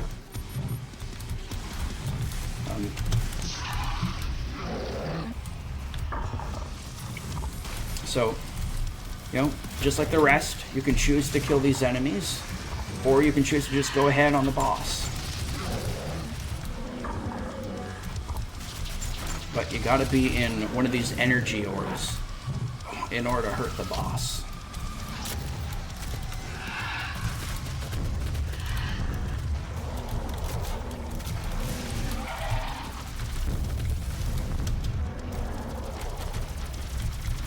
So the whole point of like the bubble mechanic here is I wanted to force the player to remain stationary in certain areas while both the enemies and the dragon can hurt them. So it's just a way to apply pressure to the player. And with each sub-phase of this, second part of the boss fight, there's less and less bubbles that you can go into, hence forcing you to remain in smaller spaces. Alright, now we've got 2 summoners to deal with. And you gotta kill both summoners if you want to get fire hearts.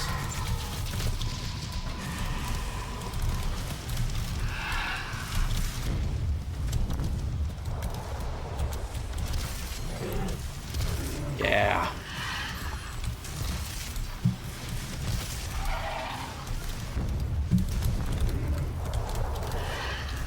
So again, so long as you kill the summoners beforehand, these barons will just whip you up a whole bunch of fire hearts.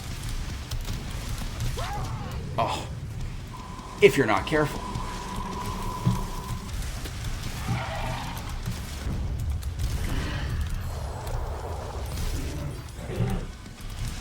Last one. And so now we have 2 of these that we get to be in, which means there's a little less moving around that we get to do.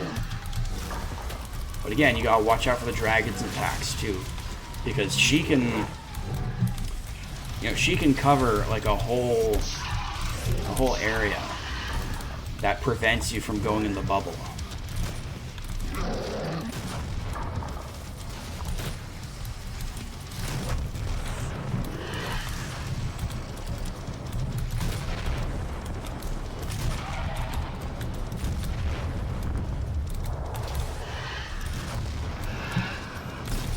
There we go.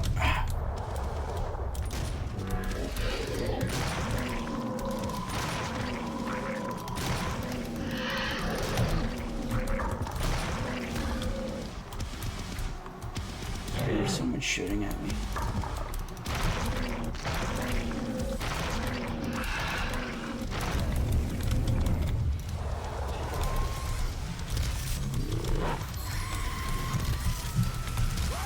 Oh, man.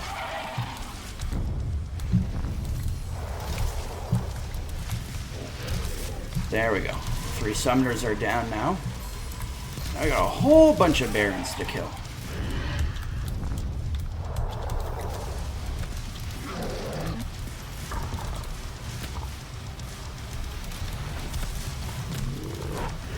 Oh, that's not going to do us well.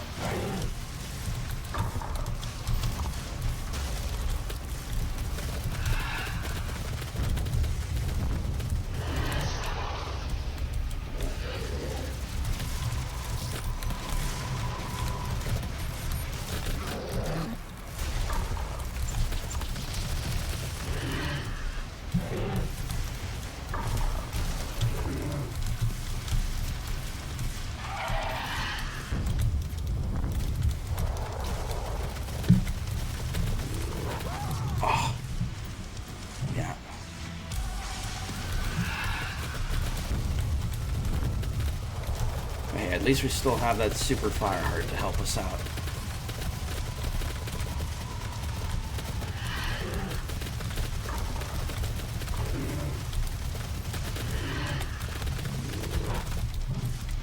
Oh.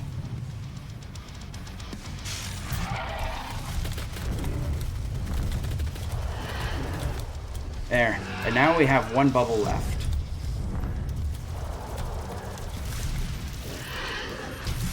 So yeah. Last go.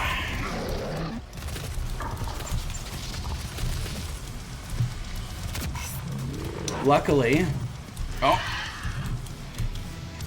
luckily the Solstice shotgun is not tied to the Fireheart system, so death won't affect the Solstice shotgun in any way.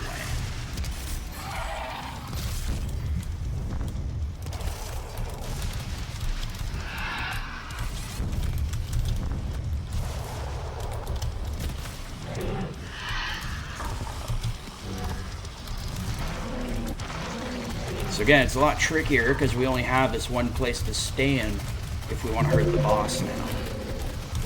Oh. I was just about to use it too.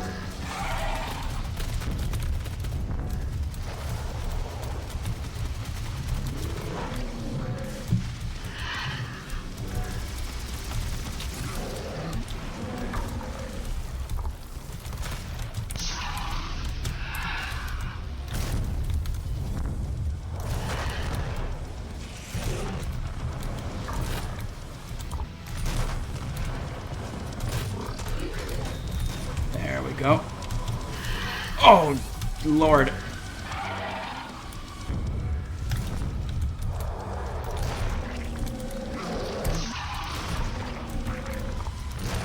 There we go. Haha. And that's the map.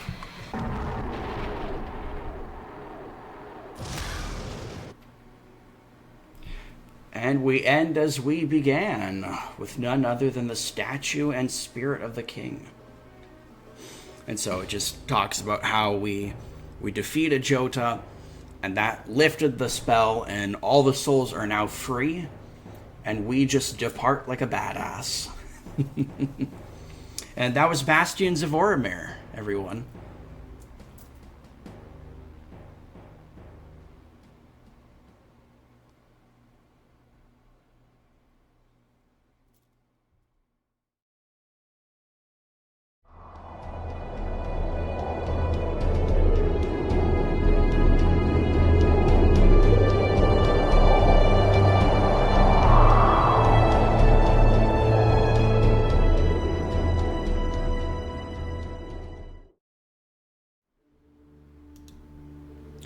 This here was this early idea. I was thinking of doing almost like a training courtyard where the player would have to do this platforming across a bunch of different areas. And I was experimenting with that classic idea of like the swinging axe that comes side to side, and you'd have to time your jumps in order to avoid getting, cut by this huge swinging axe. There would be some fire traps and all that kind of stuff. Here you see the early stages of what will eventually become the bridge leading to the final boss. As you can see, the color is far more similar to the color palette in the first part of the map. But one thing you see differently is there's all these sort of purple webs that I had kind of flung around everywhere. This was going to play into a bit more of the kind of infectious nature of the enemy in this map before I decide on, a bit more of the fire and ice element rather than this sort of kind of corrupting presence. Before I had the actual bridge, I had this room here, which was much earlier in the development. You can tell here where I was kind of experimenting with this kind of purple infected ground here.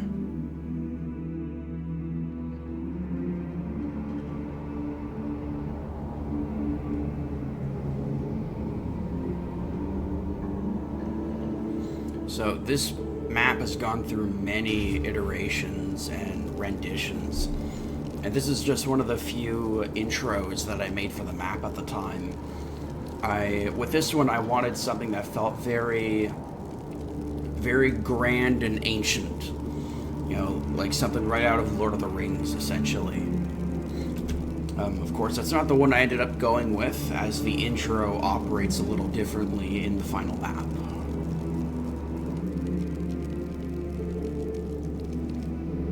even here we can see that there's just some subtle changes that happen in the final product, even when it comes right down to the intro shot.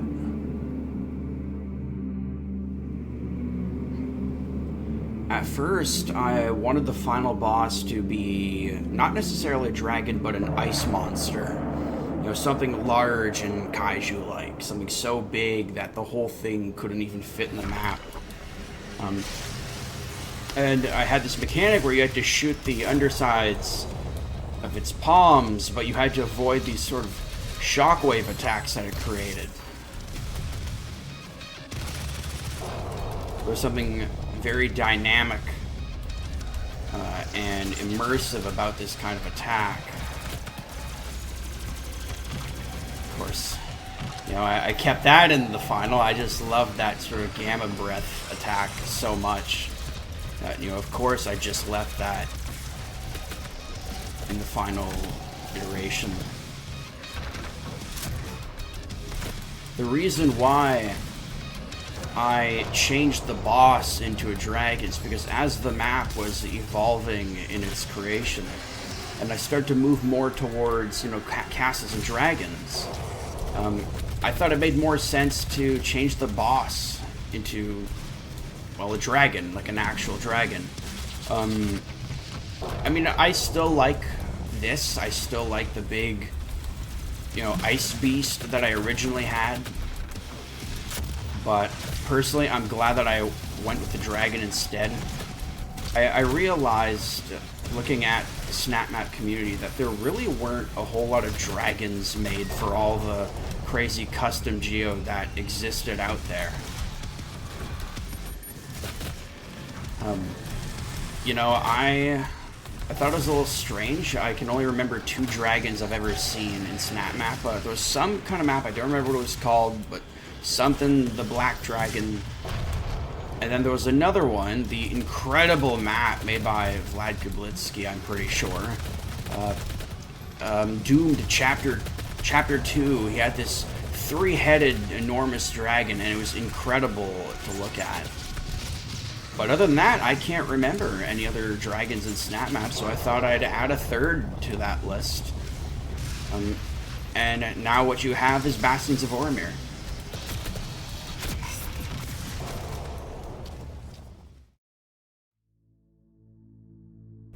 It really is nuts when I think about it.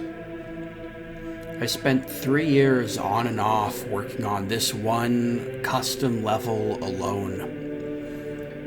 I don't even know how many custom geo environments I have built, scrapped, built again, scrapped again, until I finally found something I was satisfied with.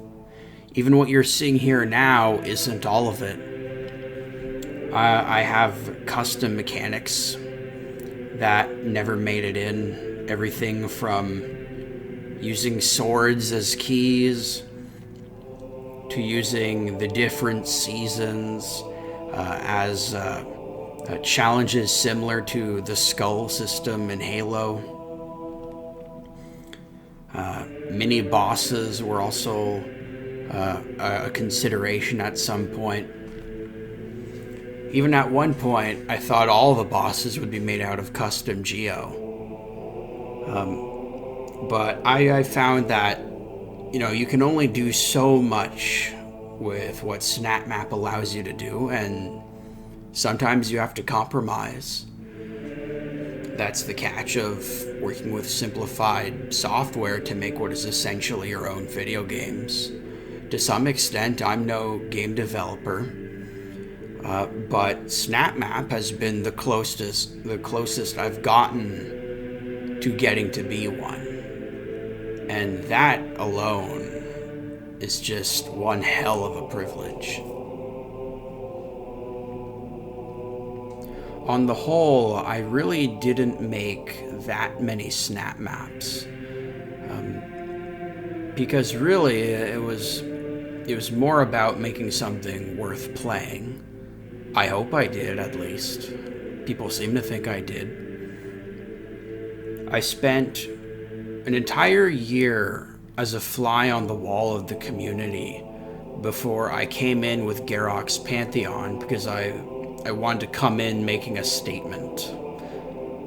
Well, looking back on it, it was pretty flimsy in a lot of ways.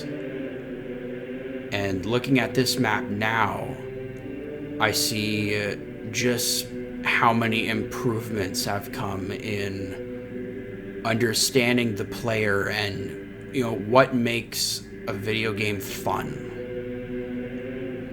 And that's really what it comes down to in the end. Fun, challenging the player. And it's just interesting the psychology you learn from putting down blocks and connecting network chains.